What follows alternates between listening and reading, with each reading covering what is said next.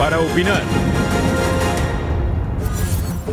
¿Qué tal? ¿Cómo están? Gracias por continuar con nosotros aquí en esta noche de lunes, porque es noche para opinar y como cada semana saludo con gusto a mis compañeros en esta mesa. Raúl Frías Lucio, director editorial de Mega Noticias, Enrique Tusain, colaborador de Mega Noticias y columnista en El Informador, y Maite Noriega, colaboradora de Mega Noticias. Te deseo muy buenas noches a todos. Buenas noches. Y ya sin preámbulos, vámonos rápidamente porque damos inicio con Raimundo Rivapalacio, quien publica hoy en su columna Uruapan, recuerdo de la muerte, en El Financiero. El columnista vaticina un aumento en la incidencia delictiva en México, no solamente en Michoacán, debido a dos factores: la estrategia equivocada del gobierno y la austeridad republicana que reduce la capacidad de fuego de las fuerzas federales. El gobierno de López Obrador camina hacia el pantano donde se ahogó el gobierno de Peña Nieto sin darse cuenta. Aún así, hay una gran diferencia entre ellos. Peña Nieto y su gobierno fueron incapaces de sanar lo que dejaron pudrir, pero nunca se plantearon como estrategia final abrazos en lugar de balazos. Dada esta visión, si no hay cambio radical, habremos estado mal en el pasado, pero vamos para peor en el futuro. Es preocupante lo que ha venido sucediendo en el tema de la seguridad en el país. Ya hacía referencia Raimundo Rivapalacio en esta columna al hecho ocurrido el jueves pasado en Uruapan, Michoacán, donde, bueno, pues 19 personas son colgadas, son aventadas, son descuartizados en un asunto que pareciera que nos vamos acostumbrando poco a poco a estos escenarios terribles. Pero no solamente fue eso, también lo que sucedió durante el fin de semana en el estado de Guanajuato. Allá en Yuridia, precisamente, donde hubo pues hechos lamentables, hechos que dejaron por lo pronto 6 personas muertas, uno de ellos, por cierto, de la Guardia Nacional, el ataque también a un billar en Irapuato, y así podemos ir contando lamentablemente esta tragedia que estamos viviendo en el país, con muertos y más muertos. Y lamentablemente, pues el tema de la política que ha seguido el presidente Andrés Manuel López Obrador, con abrazos y no balazos, parece que no convence exactamente a todos, que quisiéramos muchos quizás ver una acción más decidida, un combate que lamentablemente ya en el pasado de la administración de Felipe Calderón vimos que esta estrategia de confrontar tampoco fue la mejor solución. Lo único diferente que tenemos enfrente es la Guardia Nacional, y lamentablemente con el hecho ocurrido ayer allá en la zona de Tlaxcala y lo que hemos visto con algunos otros puntos como en Puebla, en ese enfrentamiento con huachicoleros, bueno, pues vemos a una Guardia Nacional no decidida precisamente a confrontar. Hoy el presidente de la mañanera dice es que la Guardia Nacional ha sido muy prudente y lo seguirán siendo. Pero, un asunto preocupante. Ahora, diferente y no, Raúl, Enrique, Maite, porque finalmente sigue la estrategia militar para combatir al narcotráfico. Sea Guardia Nacional, sea la Secretaría de la Defensa Nacional, sea la Marina, sigue siendo el mismo estratagema. Y yo me pregunto, y lo comentaba hace un momento con Maite, ¿hay estrategia? No, a mí me parece preocupante de lo que menciona, de lo que menciona, nada más un segundo, seré muy breve, lo prometo, de lo que menciona Raimundo Rivapalacio, es que el hecho, la política del presidente, porque no hay estrategia, lo que tú dices, la política del presidente es dejar que ellos se maten solos y que ellos se organicen solos, lo cual puede ser gravísimo porque México tiene la tasa de homicidios 5 veces superior a la normal, a la mundial. Si esto empeora, ¿a dónde vamos a llegar, no? Adelante, adelante. A ver, sobre el caso de la estrategia, a veces se reduce mucho. Yo creo que sí hay una estrategia y la he expresado en muchas ocasiones. Yo no comparto esa estrategia, y esto que dice Raimundo, es que la estrategia del presidente es abrazos, no balazos. Pues se quedó como medio en la campaña, Raimundo, porque después de la campaña han ocurrido tantas cosas que contradicen precisamente esa premisa, o sea, al revés. Lo que estamos viendo es que el presidente solamente confía en un cuerpo, ese cuerpo es la Guardia Nacional. La Guardia Nacional la dirigen militares, se mueven como militares, así es. Están entrenados como militares. Es decir, pensar que la estrategia del presidente es abrazos, no balazos. Me parece que es seguir repitiendo una frase que tuvo su sustento en algún momento, pero que en este momento no explica nada. Pero yo creo que el ¿cambian presidente algo? López Obrador... ¿Cambian algo con la Sí. estrategia de Calderón o de Peña? Sí, que es No, a ver, reactiva. yo en general no veo diferencias. Lo que sí veo, digamos, es tal vez no estrategia en su conjunto distinta, pero sí algunas tácticas. Por ejemplo, Peña Nieto y Felipe Calderón basaron mucho su estrategia en decomiso de drogas y en las cabezas de los capos del crimen organizado. Y eso todos los especialistas han dicho, Eduardo Guerrero, Alejandro Ope, todos los que queramos citar han dicho que no es la estrategia adecuada, porque en realidad generas todavía más violencia. Más violencia. Creo que fue un error en su momento entender este problema como un problema exclusivamente de seguridad nacional, como lo hizo en su momento Calderón, pero también Peña se equivocó en atomizar demasiado los cárteles y ya son inmanejables en las plazas. Y creo que esto es un asunto, Paco, muy profundo, porque el presidente está siendo muy tímido con la estrategia para el problema que es. Me decía el presidente municipal de un pueblo aquí de Jalisco, me decía, es que es increíble, ya ni siquiera nos preguntan por el director de policía. Ya nos ponen el director de policía, te mandan un mensaje y te dicen, este es, Okay. se acabó, ni voltees a ver para ningún otro lado, A ver, el director de policía es este cuate y también quiero el de obras públicas. Es decir, pensar que con la Guardia Nacional vas a resolver esto es un problema en donde el 50% de los municipios de este país están infiltrados, tienen más capacidad de fuego que el Estado. Es un problema incluso de poder y de ingobernabilidad. Pensar que con la Guardia Nacional, que tiene una inversión determinada, vas a lograr corregir eso, es una acción muy tímida, se necesitan cosas más arriesgadas. Legalizar drogas, ¿dónde quedó la propuesta de legalizar drogas? No, y Quítales viene, la lana. y viene la ley de extinción de dominio, pero bueno, en este entorno a mí me gustaría preguntarles qué mensaje nos deja o qué mensaje pretenden hacer llegar el cártel Jalisco Nueva Generación, vestidos de militares, ¿sí? Con capuchas, y diciendo que van a meter la paz, van a regresar la paz a Guanajuato. Sí. Eso quieren, Paco. A ver, yo creo que este país tiene una idea metida en el pasado que es la Pax Narca. Es decir, el hecho de que un cártel se convierta en hegemónico en el país y por lo tanto pues no hay este tipo de enfrentamientos porque hay un cártel que de alguna forma hegemoniza. Pasó con el cártel de Sinaloa en algún momento, pasó en su momento con el cártel Milenio, con el cártel Guadalajara. Hubo muchos cárteles que han tenido hegemonía a nivel nacional y lo que creo que quiere mandar de mensaje el cártel Jalisco es: nosotros queremos ser, digamos, el cártel hegemónico, el que distribuya las plazas, los territorios, y por lo tanto lo que se está viendo en este momento es asegurar ese control territorial. Y está clarísimo que el cártel Jalisco tiene una estrategia de comunicación, se mueve en redes sociales, sabe declarar. Es decir, estamos hablando de una organización muy compleja que lo que quiere es sustituir al viejo cártel de Sinaloa. Ahora, yo coincido con Enrique en que va a ser muy difícil que a balazos se pueda controlar la situación.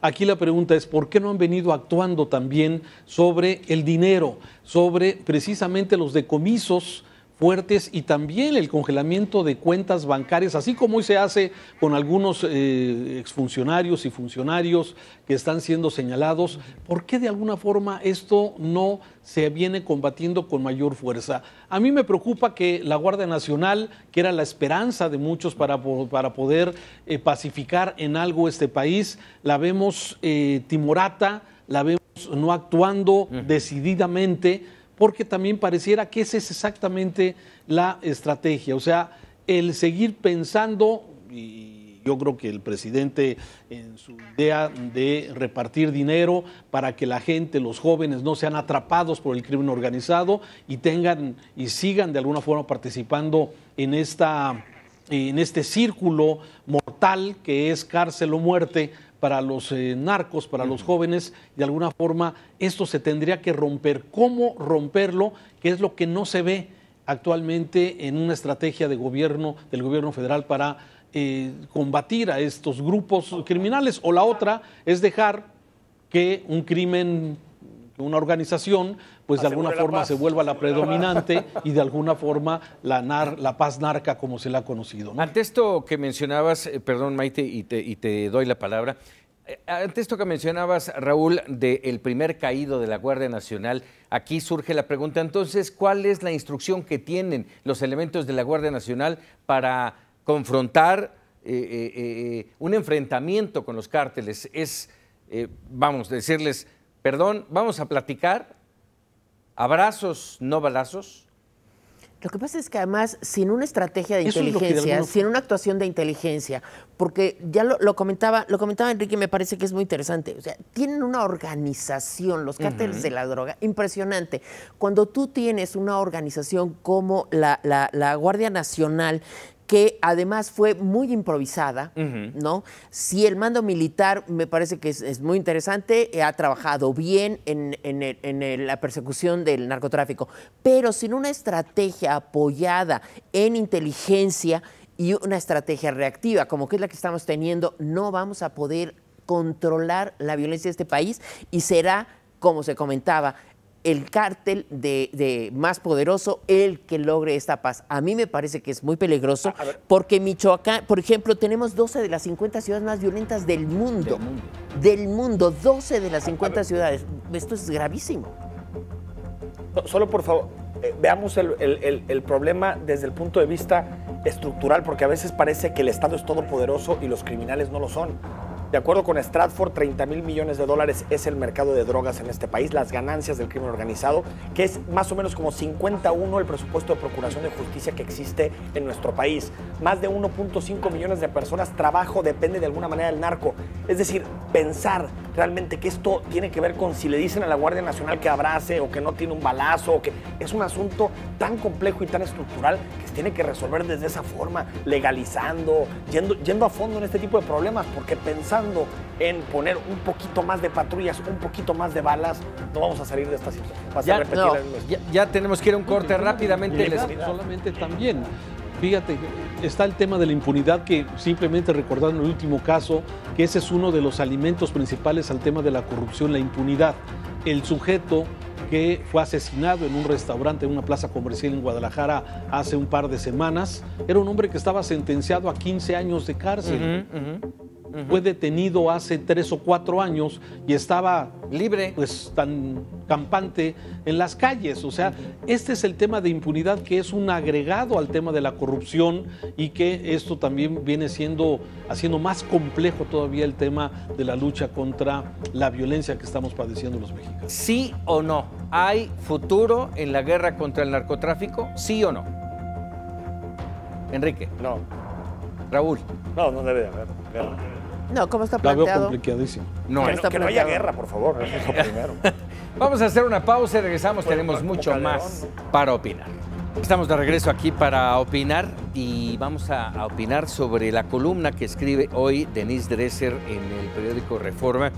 Se llama Discriminocracia. Sugiere que tenemos que admitir, yo estoy de acuerdo, que México es un país racista, clasista y discriminado.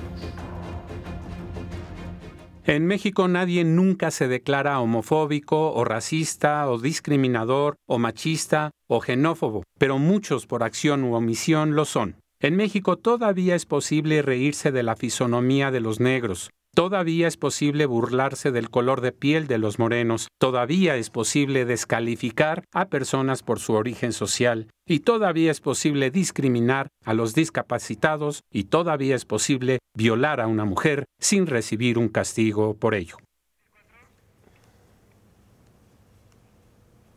Pues sí, a ver, yo creo que es un tema que inició en redes sociales con mucha fuerza desde...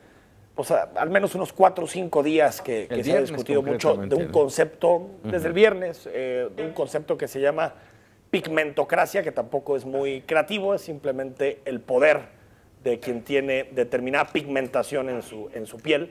Pero más allá de eso y más allá del término, que es horroroso, es un concepto, digamos, existen muchas palabras en el español como para tener que acudir a pigmentocracia.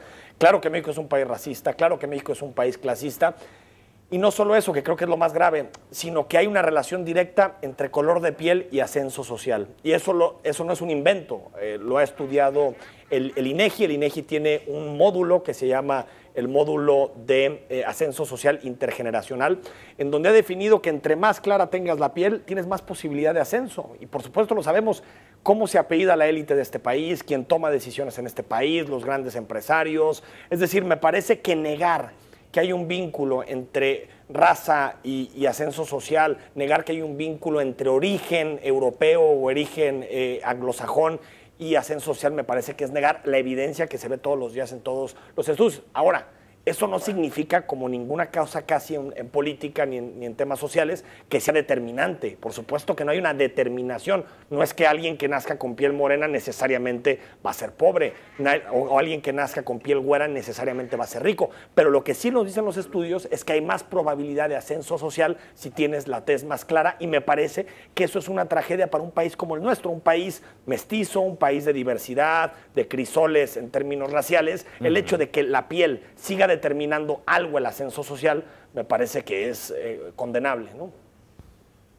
Eso hablando... Coincido totalmente con lo que está comentando Enrique y con lo que comenta Denise en su columna. Sí, somos un país racista que a veces nos cuesta mucho trabajo reconocerlo. Este debate que se generó el fin de semana, bueno, fue muy interesante observar, ver las diferentes posturas de los diferentes actores sociales respecto a este tema. Evidentemente, somos un país clasista y discriminatorio, pero especialmente yo a veces no observo tanto la discriminación sobre algún color de piel, sino creo que hay una discriminación también muy importante sobre la pobreza en este país. Estoy ligando quizás dos temas diferentes, pero me parece que también es parte de este tema, de este asunto, en el cual tenemos un grave problema y nos cuesta trabajo reconocerlo. Hay algunos ejemplos, yo quería y recordaba ahora que leía la columna de Denise esta mañana, sí, la película Roma, por ejemplo.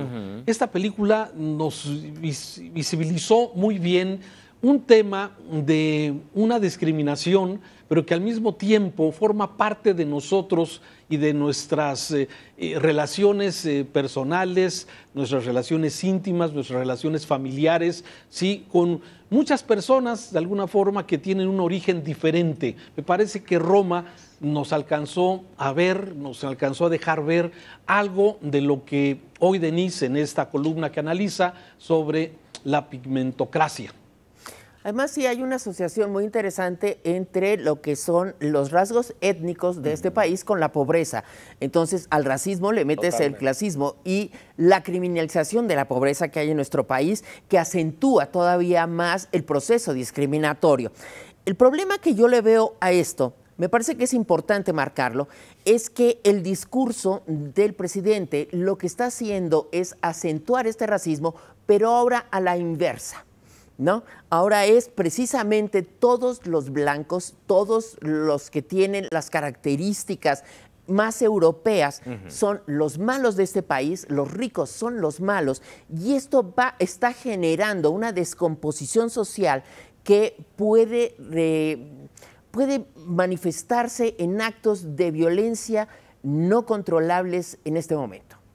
Sí, y no olvidemos otro tema que... Pero ese concepto de racismo inverso ha sido totalmente debatido y discutido porque realmente no existe. O sea, tú no puedes discriminar al privilegiado. El privilegiado es privilegiado y tiene acceso a todo, este discurso del odio, tiene acceso a la élite. Y ojo, no es discurso de odio. El decirle fifí a alguien o chairo no es un discurso de odio. Discurso de odio son discursos que tienen que ver con no tener derechos por tu raza. Es decir, el presidente nunca ha hecho una referencia de ese tipo. Otra cosa, y me parece que es valioso de parte del presidente, es que visibilice que somos un país en donde hay una élite europea, americana, de tez clara en general, que toma las decisiones, y hay otra parte de la ciudadanía más bien de tez oscura que realmente pues, tiene poco que decir en términos públicos, no tiene poder. Me parece que de eso creer que el presidente está procurando el racismo hacia los blancos es en realidad no entender que vivimos en un país en donde el racismo no es a ellos, el racismo es a los indígenas, el racismo es al mestizo. Estoy de acuerdo, el racismo es pero las sí se está creando. Es decir, ese es el verdadero sí se está problema creando del este país, ámbito ¿no? polarizador que puede generar conflictos sociales. Y si tú entonces escuchas, si tú mejor analizas... nos callamos para no molestar a los güeritos. No, yo creo que lo que hay que hacer es que no puede ser de ningún modo, hay que decirlo, pero hay que actuar en consecuencia, claro, y no es precisamente, pero hay que actuar de otro modo. No creo que es con un discurso, porque si tú ves el discurso de redes sociales, si tú ves el discurso polarizador que no es del presidente, redes, ¿mande? Que no es del presidente. Bueno, o sea, si hay dos o tres motivado. locos en redes sociales que dicen cosas que rayan el discurso de odio, serán de ellos. pero yo no veo en el discurso del presidente nunca un discurso de odio. Claro que es un presidente que divide, su discurso claro, es así. que divide. Pero de eso creer que hay un discurso de odio, el discurso de odio es el discurso de Trump, ese. Al revés, el presidente tiene un discurso conciliador con los centroamericanos, conciliador con el otro, con el extranjero. Me parece que lo que hace el presidente y lo que hacen muchas personas en su entorno es un poquito enfrentarnos contra nuestras contradicciones. No hay un discurso de los odio migrantes centroamericanos confrontando a fifís con chairos. No hay un discurso de odio. No, eso no es odio. No es odio. Es un enfrentamiento de clases no hay que puede ninguna generar. confrontación. No, si hay un enfrentamiento de clases. El decir que hay...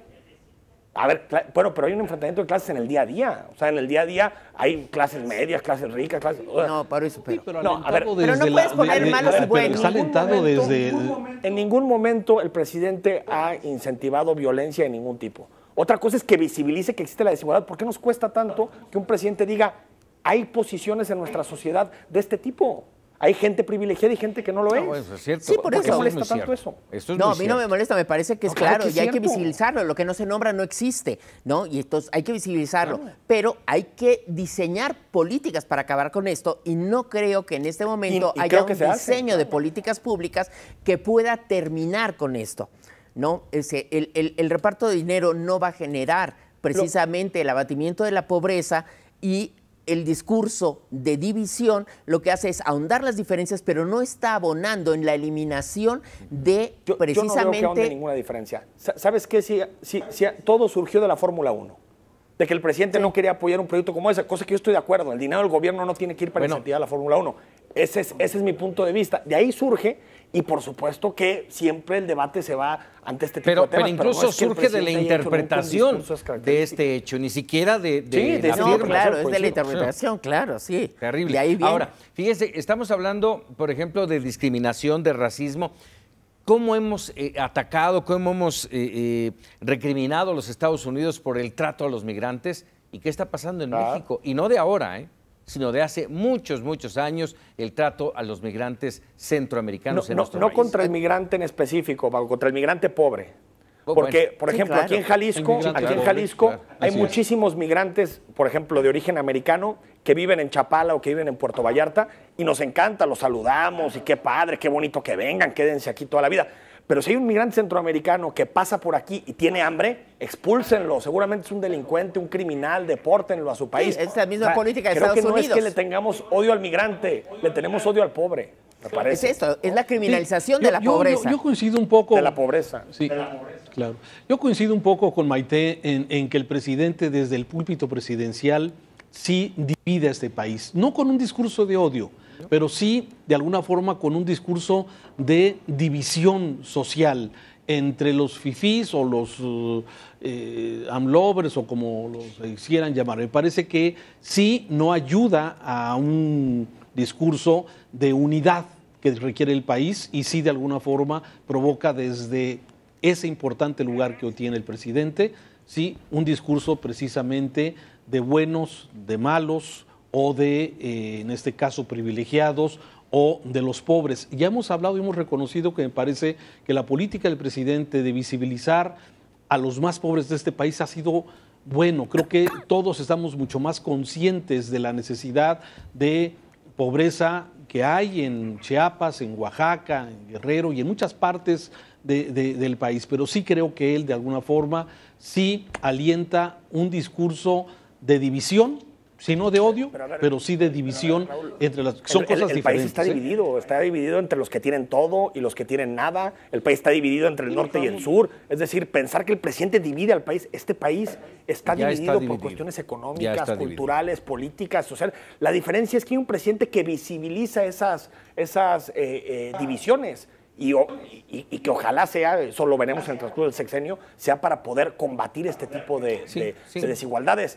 Pero creo que a veces pensamos que si no lo dice el presidente no existe. No, eso existe. Todos los días vemos que somos una sociedad totalmente dividida, lamentablemente. Así es. Pero este discurso de división puede justificar actos de violencia en contra de aquellas élites. No, el que hace actos de violencia, que pague por sus actos de violencia. Otra cosa es que haga discursos como los de Trump, en donde dice, vayan por ellos, atáquenlos. Nunca he escuchado que el presidente López Obrador haga alguna alusión a la violencia, nunca. No. Yo comparar una cosa con la otra me parece que es comparar peras con manzanas. Vamos a hacer una pausa y regresamos para opinar.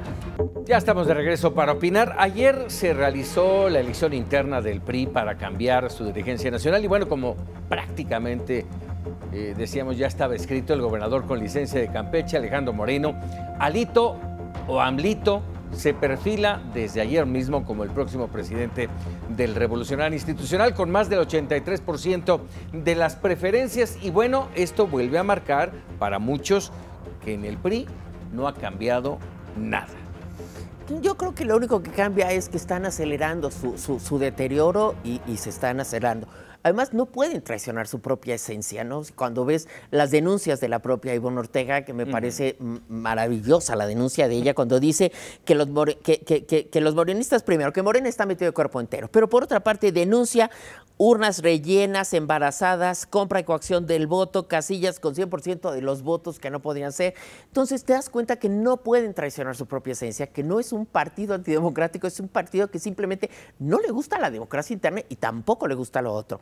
Y cuando tú ves quién gana la presidencia de este partido, un hombre que se compra una casa de 46 millones de pesos y dice, bueno, la compré con un crédito y unas donaciones. Y con esto pretende salir airoso y diciendo, Peña. Claro, entonces te das cuenta de que son lo mismo, la esencia de verdad, su esencia sigue siendo la misma y lo único que están acelerando es su deterioro total. Habrá que ver si se presentan como una oposición más sólida frente más firme, en el Congreso, más firme o se van a aliar con Morena y esto es lo que acelerará la desaparición de este partido.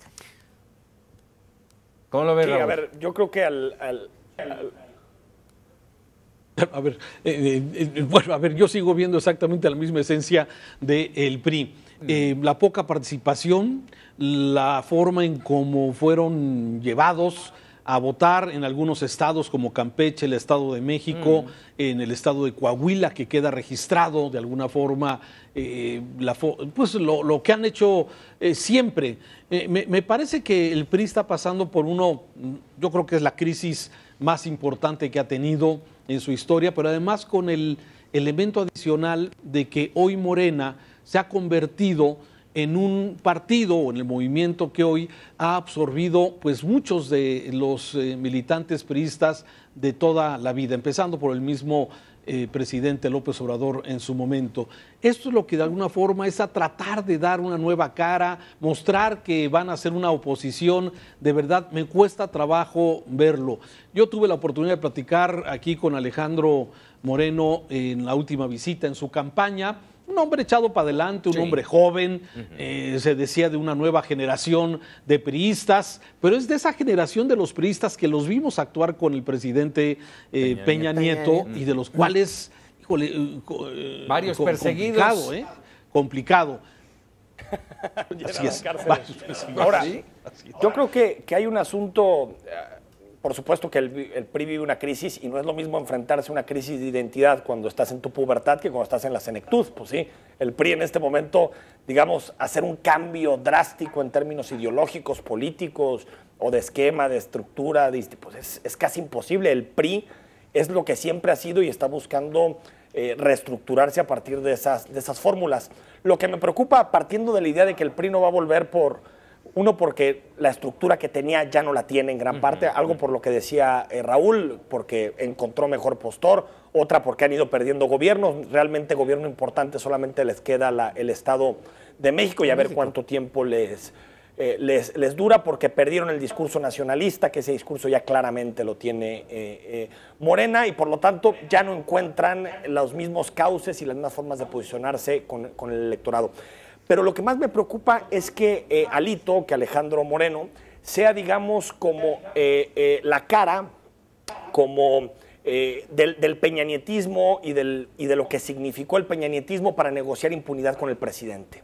Es decir, que Alejandro Moreno sirva pues para que el fuego no llegue a Peña, que se quede ahí en Lozoya, que sirva para que se queden mandos intermedios y que proteja al realmente el único grupo político que en este momento tiene poder y peso al interior del priismo, que son pues, los Peña Boys, que gobiernan el Estado de México, tienen tienen a Alejandro Moreno, tienen a mucha gente, y por lo tanto me parece que el riesgo es que sea pues digamos, el títere de estos grupos que vaya con un ¿Contrapeso? discurso muy crítico. Oh, ¿Contrapeso López o Obrador está comparsa? mal, va mal. No, a ver, yo creo, no va a ser contrapeso, pero digamos que va a jugar este doble juego, va a decir públicamente, estamos en contra de López Obrador, estamos acá, tal, va a declarar, pero en Un realidad gobierno que lo no que ha quieren de cumplido, Alejandro dice. Moreno es que sea es el presidente que va a negociar la impunidad y ojalá el presidente no haga que la política pise lo que sí se está haciendo, que son investigaciones que, a ver dónde terminan, pero investigaciones que al menos ya empiezan a acercar al círculo cercano de Enrique Peña Nieto. Ojalá que la política no, los acuerdos no estropeen eso, ¿no?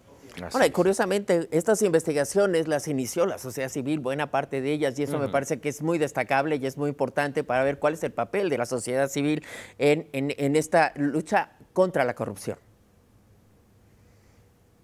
Sí, yo no veo al PRI como un partido para hacer un contrapeso. No lo veo ni en su estructura, ni en su peso, ni en su fuerza hoy. Y pues como dice la misma contendiente perdedora, dice, bueno, pues es el PRI de siempre. O sea, llama la atención, como decías bien, Maite, sí, el discurso cuando habla Ivonne de esta jornada electoral que fue inequitativa, en donde hubo a lo de siempre. ¿A poco ya le creemos a Ivonne?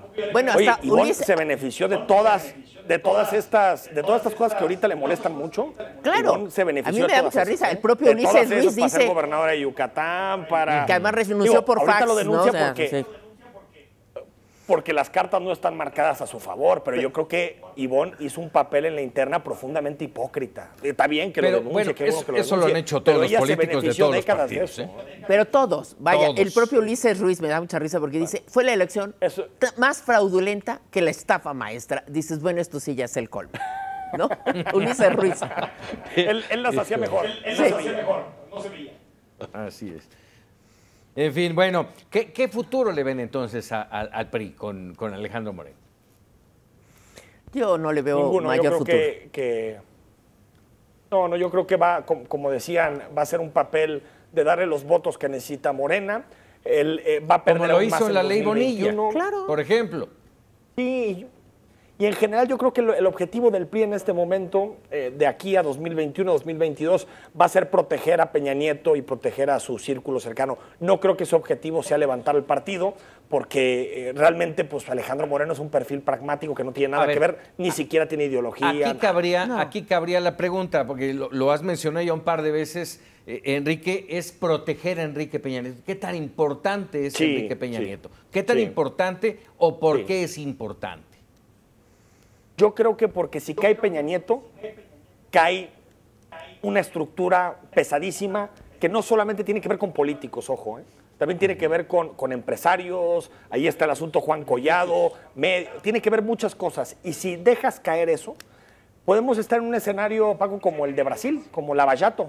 Lava Jato fue una investigación que terminó encarcelando a Lula desde mi punto de vista de una forma autoritaria, pero también quitando a la presidenta, pero desmontó toda una trama de corrupción fuertísima. Ahora, creo que Odebrecht, Altos Hornos, Juan Collado, estafa maestra, todas esas pueden constituir un gran caso de investigación que llegue hasta la presidencia, hasta el expresidente. Sí, en ese entorno, justamente, no puede estar al margen, por justamente supuesto. hoy está en audiencia Rosario Robles, una audiencia de vinculación en la que se le va a decir, se le va a dictar si se le procesa o no por el caso de irregularidades en contra de las secretarias, tanto de Sedatu como de Sedesol, y el tema de la estafa maestra. Este proceso, lo que se decida hoy, eso esperamos que así sea, va a marcar esto que tú estás mencionando, Enrique. Si va a seguir en este territorio y va a haber golpes importantes en contra de la corrupción, o simple y sencillamente un escándalo más. Mira, si tú ves, no se le atribuye... Mira, ya lo dijo el auditor, lo acaba de decir hace unos días en una entrevista, el exauditor de la Auditoría Superior de la Federación. Sí. El tema de la estafa maestra estaba enterado el presidente y Rosario. O sea, no pueden salir ahora con que, bueno, ella dice no firmó nada. Posiblemente, pero por eso el vínculo que hoy hace la Fiscalía me parece que va a ser fundamental. Hoy se puede decidir esto que estamos comentando, si se vincula a este proceso a Rosario Robles, seguro no se va sola. Bueno, eso creemos que no se va sola, no sé. Pero las declaraciones del auditor, más la cita que hoy está compareciendo, que llegó hace un rato con cajas completas para mostrar que ella no firmó ningún documento de la estafa maestra en el desvío de más de 5,000 millones de pesos a través de empresas fantasmas y de universidades públicas. Nada, ¿no? Una vergüenza. Pero fíjate, se le acusa, no se le atribuye el desvío de los 5,000 millones de pesos, sino que se habla de que omitió notificárselo a su jefe superior, al presidente de la República, cuando el propio Juan Manuel Portal dice que se reunió con Rosario Robles, que el presidente estaba enterado, que les avisó de esto, y además hay 2 funcionarios, tanto de Sedesol como de Sedatu, que confirman estos hechos. Entonces, sí está complicado, porque Rosario con esto podría salir muy, muy rapidito y no tocarían al presidente. Si sigue la investigación, sí van a tocar al presidente porque sí estaba avisado el presidente. Entonces, sí es lo que suceda hoy puede ser determinante. Sí, Enrique. La llamada. Bueno. Tiene ahí problemas, Enrique, para escucharnos, pero bueno, está sí, el con tema, los audios. Está el tema de Rosario, está el tema de Lozoya. Déjale, doy la palabra a Enrique, que te estamos escuchando. Sí. Sí, y que estamos desde luego esperando el resultado de este resultado de la comparecencia ante el juez de control. De la comparecencia, así es, y que la acusación de la Fiscalía, ejercicio indebido del servicio público, que es precisamente por lo que de alguna forma se pudiera procesar. Yo en un principio, y siempre lo comentamos aquí, Paco y toda la mesa, habíamos comentado sobre que en cuanto se empieza a descomponer el escenario del actual presidente López Obrador, podría empezar a utilizar estos elementos, a vincular estos hechos que han sido escandalosos y que de alguna forma quedaron, digamos, en stand-by, y que el presidente pudiera empezar a echar mano de esto. La vez pasada comentábamos, Enrique defendía la posición de que hoy tenemos un fiscal independiente y que no está siguiendo, digamos, instrucciones del presidente. A ver, sí, sobre el asunto de Rosario Robles, todavía es muy temprano porque a la primera carpeta de investigación que ahí hacían referencia a Maite y también Raúl, todavía se le pueden añadir muchos casos más. Realmente lo importante ni siquiera es si firmó o no firmó papeles Rosario Robles. O sea, a veces nos quedamos con el modelo antiguo, el modelo clásico, en donde papelito habla, pero en realidad el nuevo sistema de justicia penal ya ni siquiera tiene que ver con eso. Aquí la labor fundamental es la de Santiago Nieto. Santiago Nieto tiene que decirnos dónde quedaron los 5,000 millones de pesos. Es decir, si se fueron al PRI, ese punto es fundamental. Si se fueron con los gobernadores, sí. Porque entonces, nadie ha dicho nada. Rosario Robles lo que sea. O sea, pero Rosario Robles puede decir lo que sea, defenderse de la manera que mejor le parezca, pero lo importante ahí es, como dirían los gringos, follow the money. Llegar, encontrar el dinero. Si no lo hace, cualquier acusación que ponga el fiscal Hertz sobre la mesa va a ser muy débil, va a ser muy endeble, porque hay muchas formas en las cuales Rosario Robles le puede dar vuelta a la acusación. Pero hay que ver muy interesante lo que está pasando con Santiago Nieto. Durante muchísimo tiempo no se confiscó el dinero de los narcotraficantes y es hasta últimas fechas que está hablando de esto, ¿no? ¿Qué están diciendo? Bueno, si ya estamos actuando contra los demás, con lo cual empiezan a poner una cortina de humo para no investigar lo otro. O sea, es decir, estamos atacando al narcotráfico precisamente en el dinero.